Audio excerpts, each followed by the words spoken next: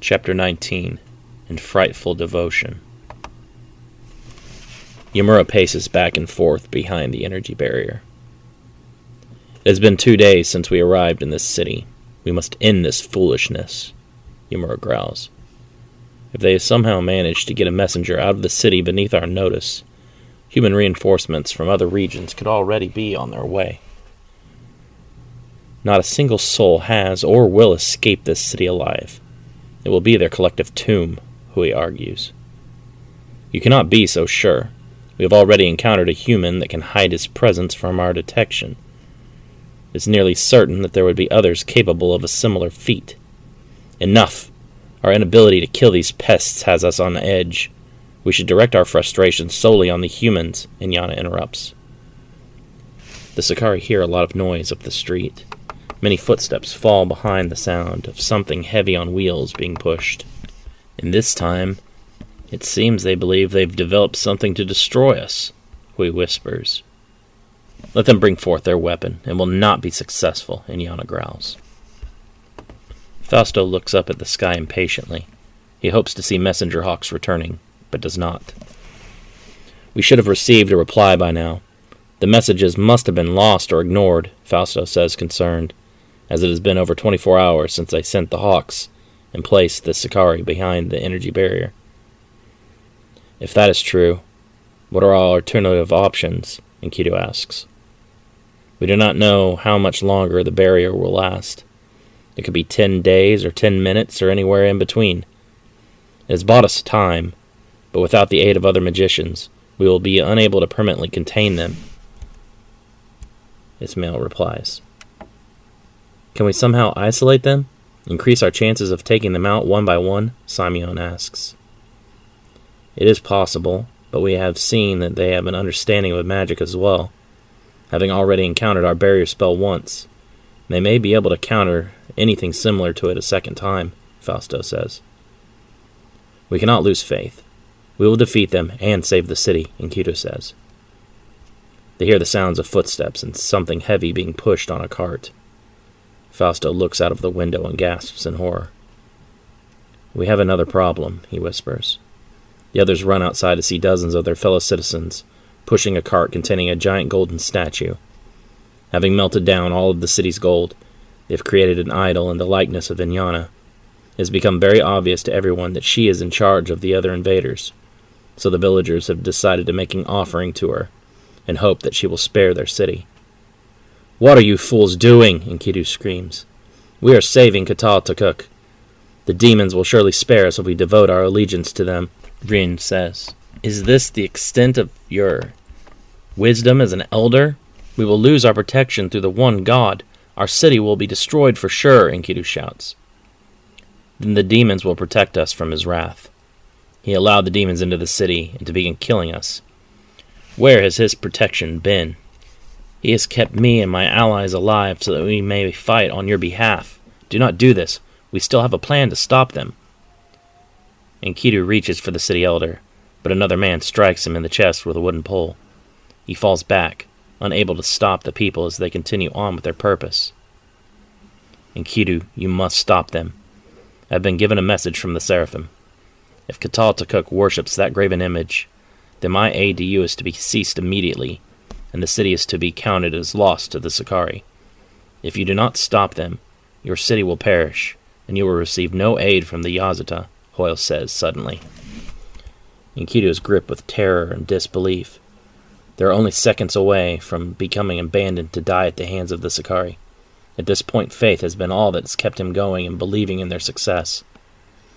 Fausto, we must go, Enkidu shouts, running after the group. The idol procession reaches the part of the street that the Sakari are unable to pass. Damask begins to walk forwards. Mighty demons, we do not wish to harm you. Our fear comes from our inability to embrace the unknown. Please allow us to become your servants and to spare our quaint lives, he says, falling to his knees and lowering his head. This action signals the others of the group to do the same. I'm not sure I believe your sincerity. How can you prove to me that you will keep your word and become my servants without question? Inyana asks. Is our offering not enough? Damask asks. We brought forth all the gold and jewels we could find to fashion this glorious tribute. It is pretty and all, but trinkets do not convey loyalty. My soldiers will give their lives for me." Inyana calls one of her soldiers over. She orders him to draw his sword and fall upon it. That is loyalty. "Will you offer your lives as tribute if asked?" Hui questions the villagers. Inyana laughs. "There's no need to be extreme. Instead of your lives, there are only 3 that I demand. Bring me the warrior Enkidu, alive or dead, and his 2 magician companions. Do this, and I shall consider a ceasefire with your city." "Why do you get a statue?" Hui asks Inyana, irritated. "They must recognize my greatness," she smiles. "We shall do this, my lady," Damask replies. Hui begins to laugh as the men leave in pursuit of Enkidu. "You do not truly intend to honor this agreement, do you?" "Of course not," Inyana grins. "As soon as those men kill or bring me a wounded Enkidu, I will kill them all as well.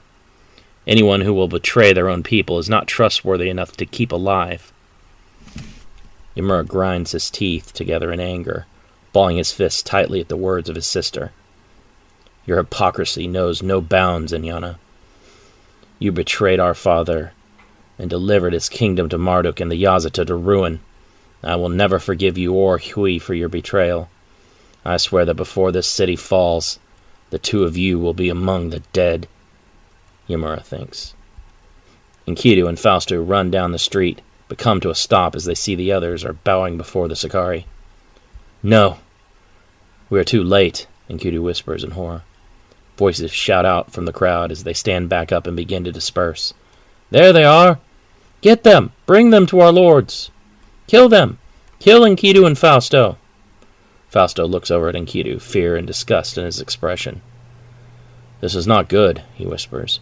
"Those fools, they have doomed us all." Fausto tugs on Enkidu's arm as the villagers run towards them. "We must go. They have lost all reason," Fausto says. "We cannot abandon the people here by running away just to go formulate a plan," Enkidu says adamantly.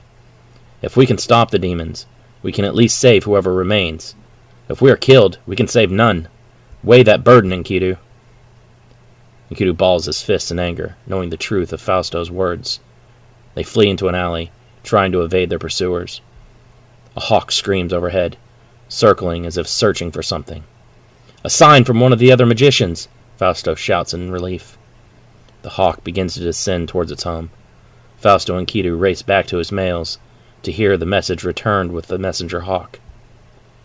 Ismail hears the bird land on his window and sees a small spell orb hanging from its neck. He treats the bird to a rodent as a reward for a job well done, and then plucks the orb from its neck. Ismail smashes the orb on the ground, and the ghostly image of an old man leaning on a thick cane appears. "I am Refugio of Levant. I have received your message. I feel the plight of your people. I am leaving now with an envoy of 30 of our royal guard. We shall be to you in 2 days from the sending back of this bird," the man says before his image vanishes. Enkidu and Fausto duck into the first home they find. A large crowd of desperate villagers hot on their heels. There are dark stains on the floor and Fausto shudders, considering whether the grime is from human or Sakari. "Damn them," Enkidu curses, punching a fist through the mud brick wall. "Our own people are hunting us like animals while we risk our lives to save this city." Fausto sighs, understanding Enkidu's frustration. The people are in despair and do not see the light of hope before them. Inyana has offered them a way to survive, no matter how reprehensible a course. Some will do anything to survive. It will be nearly impossible to get near her or her generals without endangering the villagers. We must be prepared to accept that there will be more casualties. We did not choose their path for them, and each man must face his own destiny, Fausto says. Enkidu paces, having too many problems to solve and not enough potential solutions. 2 of the Sakari generals have been slain, but the bulk of their military force remains intact, while most of Katal Tatuk has already fallen in battle, fled into the wilderness, or been taken captive as slaves. "Can we not organize the rest of the survivors out the rear gates as you did with the messengers?" Fausto asks. Enkidu shakes his head. The rear gate has been retaken. We do not have enough remaining men to hold the exit. The demons outnumber us far too greatly. Sadly, he recalls trying to hold the exit against a large group of Sicarii before suffering almost total losses and ordering a retreat. Very few villagers were able to exit before the rear gates were abandoned to the Sicarii. Our focus must be correcting that imbalance. A large-scale strike against the invaders would give us a much better chance of escaping the city with our lives. Any actions we take against the demons puts our captured brethren in danger, Enkidu argues. Too many citizens are now held as slaves for us to abandon. And picking off the officer-level threats has gotten us nowhere, Fausto sighs.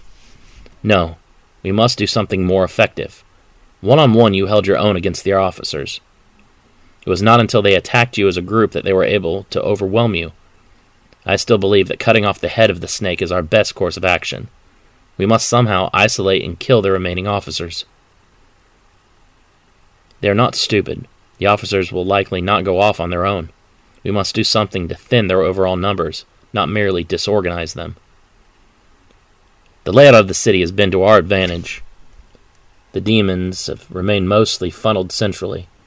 It will not be until they reach our orchards that they will be able to spread out and make full use of their greater numbers.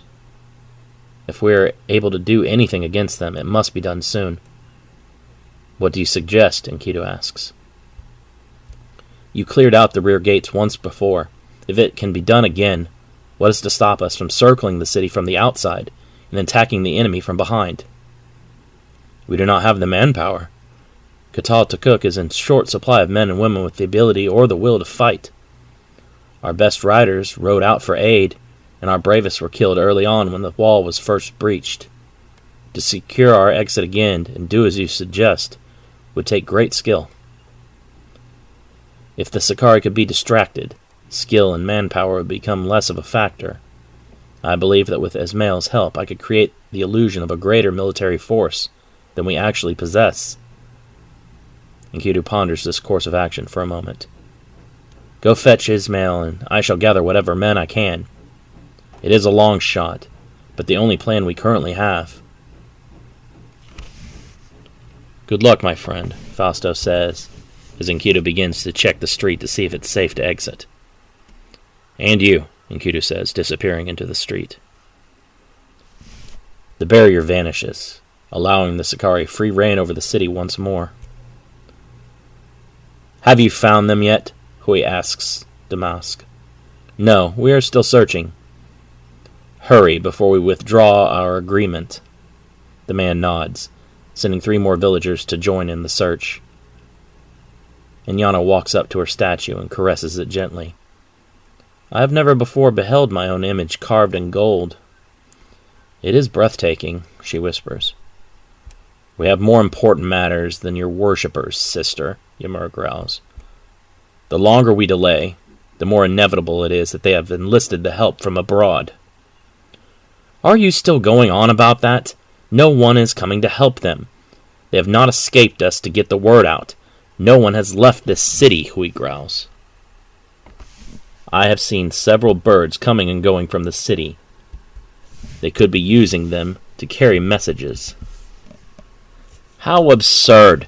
It is not uncommon to see birds in a city. Stop being paranoid. The humans are not that resourceful. They are cowering in fear and hoping that we do not find them. They have no secret plan against us, Hui argues. Yamura storms off alone. You can continue to keep your mind closed to the possibility that you are wrong. I, however, am going to investigate the birds, Yamura says before vanishing into the shadows. The Sicarii soldier steps into a home, hoping for an easy kill to alleviate the stress spreading through their ranks. He sees a little girl in the corner of the room and approaches, grinning widely. Hello, child, he growls, sheathing his sword and extending his claws. Suddenly a sword pierces through his side. He screams in agony as the blade is driven between the armored plates and between his ribs and into his lungs. The soldier's lungs fill with blood and he dies quickly, never laying a hand on the girl. Behind him, the girl's brother stands with his sword outstretched, the sword given to him by Enkidu. I will protect my sister. I will not fail, he thinks as he wipes the blood off the sword onto the Sakari's back. Upon reaching the rear gates, Enkidu sizes up the total threat.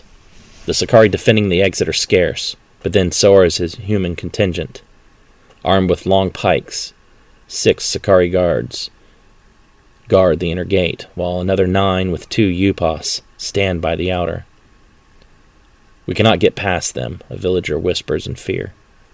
They will spear us before we can even get close enough to attack, he continues, holding up a much shorter and less sharp gardening trowel. Where we hold the advantage is with the horses. I shall do my best to clear out any of the enemy left standing after you break their line, Enkidu says confidently. Still nervous, the villagers do as they are instructed. No one doubts Enkidu's courage or his wisdom in combat. Unlike them, he has seen cities go to war and massive battles unfold. Charging onward, the villagers rush the inner gate on horseback. 2 of the horses are speared on Sakari pikes, tossing their riders to the ground. The other villagers push past the enemy line, reaching the blockade at the outer gate. The Sakari stand ready, supported by their imposing Upas. Enkidu pulls up the rear, slashing through 2 Sakari at the inner gate before charging straight through the blockade. With Enkidu clearing the path, 8 horsemen manage to break through the Sakari line and begin to circle the city as planned. Enkidu pushes down the guild, leaving the men who are thrown from their mounts behind. But time is crucial, and the fate of the entire city is at stake. He prays that they were able to get away during the commotion, but he cannot let himself be troubled by those thoughts any longer.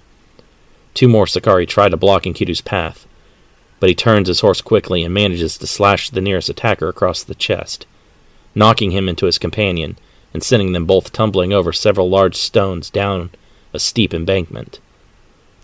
Some time passes, and Enkidu sits outside the view of the walls with 8 other brave men.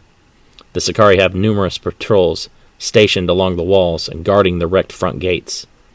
Armed with horns, the sentries will warn the rest of the army should any reinforcements attempt to enter the city. We will not be able to bypass those lookouts without warning them of our arrival, a farmer named Ahaz says. Do not worry, I have that under control. We need only wait for the signal to move, Enkidu says. Sticking to the shadows, Simeon makes his way around the ground-level patrols before pulling each away one by one with a knife buried in their throats. As a warrior priest in training, Simeon has been instructed in both scholarly and physical studies. To Ismail's reluctance, it has been Enkidu has taken it upon himself personally to train the young man in combat. Scaling a ladder, Simeon manages to push the nearest enemy off the wall with a shoulder tackle, before felling 2 more with quickly placed arrows. They are shots that he thinks would make Lianlin proud, were she to have seen them. As soon as all of the lookouts are dispatched, Simeon raises a torch along the upper wall catwalk. That is our first signal. Now we need only wait for the magicians to do their part, Enkidu says. Approaching the Sakari army, Fausto and Ismail take deep breaths of courage to calm their nervousness. If things go wrong, everyone could be killed very quickly. The risk is determined to be worth taking in order to rescue the captives and purge the city of the Sakari threat. I do hope that my service to the Creator has not gone unnoticed, Ismail laughs nervously. And I pray that most of mine has, Fausto sighs. It is an inconvenient time for regret, but it cannot be helped. I turned my back on the priesthood, and now all I can do is give my life if necessary to protect this city and her people. Inyana is the first to spot the men as they step into view. Ah, if it is not our friends, the magicians, Inyana mocks. Perhaps they have come to try to trap us with another barrier spell. More likely, they have seen the futility in resisting us and have come to surrender, Hui laughs. Stay alert, Yamura cautions. Their trickery knows no limits. Welcome them, Inyana smiles. Even if they attempt to surrender, I will show them no quarter. They have angered me too much. Several soldiers approach, swords drawn. Now, Fausto screams, raising a hand to the sky. Numerous villagers appear from the alleys with crude weapons at the ready. Inyana begins to laugh hysterically. Is that it? Is that your last pathetic stand? Do we not even get to see your mighty champion one last time? Has even Enkidu abandoned you and fled? Fausto brings his arm down to point his palm at the Sicarii, before bringing his other hand up to brace his wrist. A blinding pulse of light radiates outwards from the magician's hand, illuminating the entire sky. The Sicarii stumble, blinded by the bright light. Quickly working together, Ismail and Fausto cast a spell to create a vast illusion of an armed cavalry. The sounds of phantom steeds riding up brings unease to the still blinded Sicarii. They lured us into a trap, Yamura growls, still shielding his eyes in discomfort. Inyana begins to blink, regaining some semblance of vision. Form up, she screams. Archers forward to take out those horsemen. Fausto curses in frustration. Those archers will unravel the spell quickly if they hit.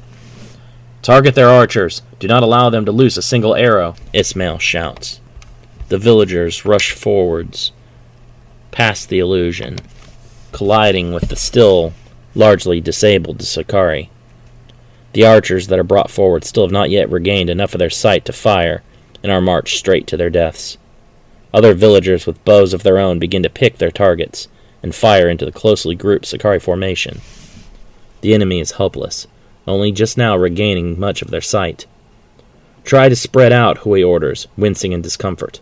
We are making it far too easy for them. Enkidu sees the bright flash of light in the sky that makes the entire area seem if it were daytime for an instant. That is the final signal.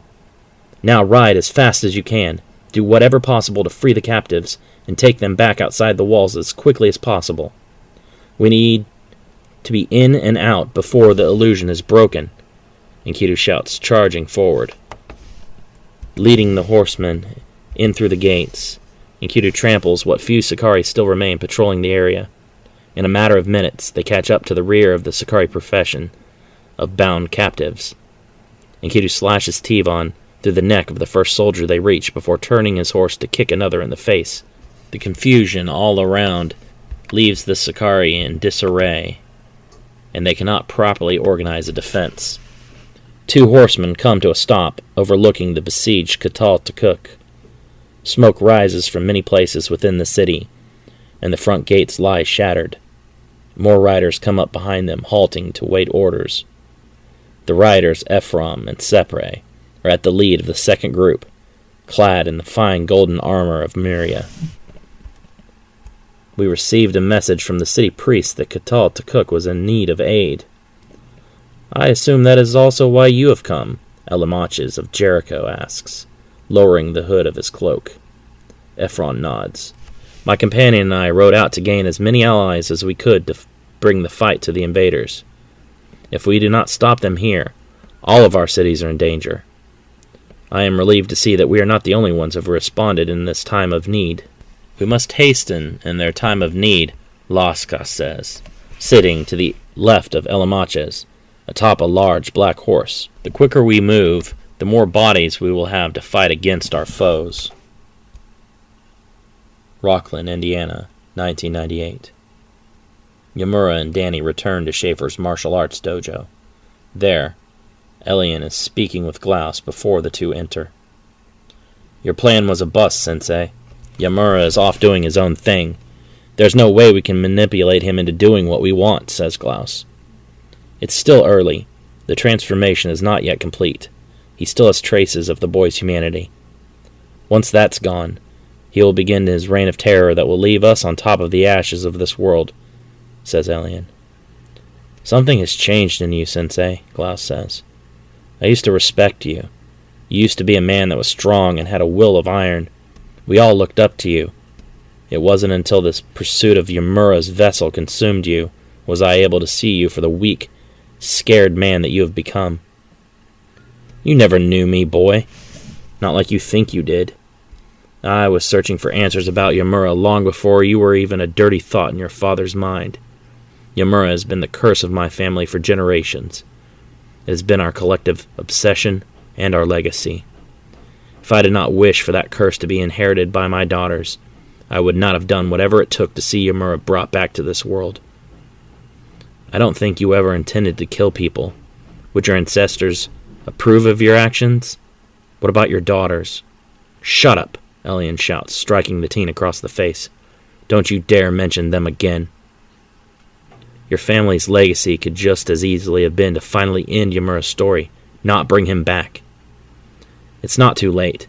You can still make it right. You can still stop him. We're here to stand behind you and help you, Sensei. Elian shakes his head. I cannot. Even if I wanted to challenge him, I would be no match for Yamura. We must stay within his good graces if we want to survive the storm he's bringing forth. Do you even hear yourself? You would never let us give up before even trying.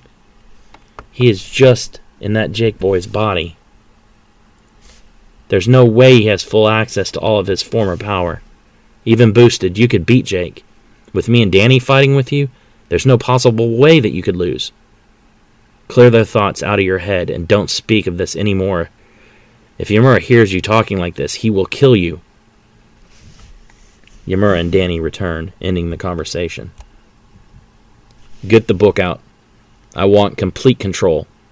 The essence of this vessel still has too much power over his body, and I want it eliminated, Yamura says. Won't eliminating Jake's spirit destroy you as well? Asks Danny.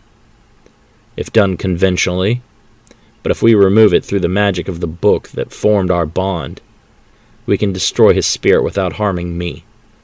Then I will have total control of his body and infinite power over this world.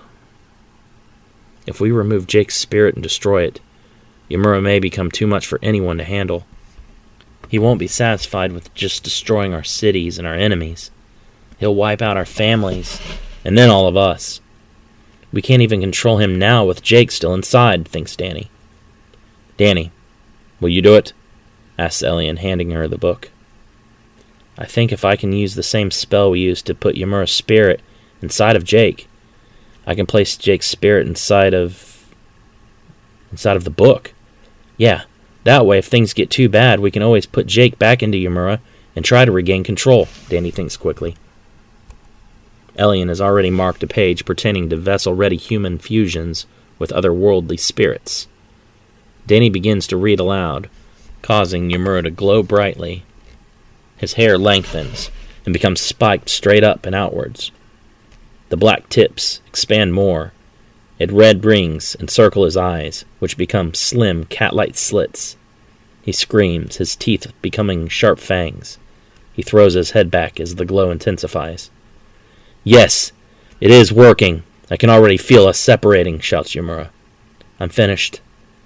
There's nothing I can do, thinks Jake in panic.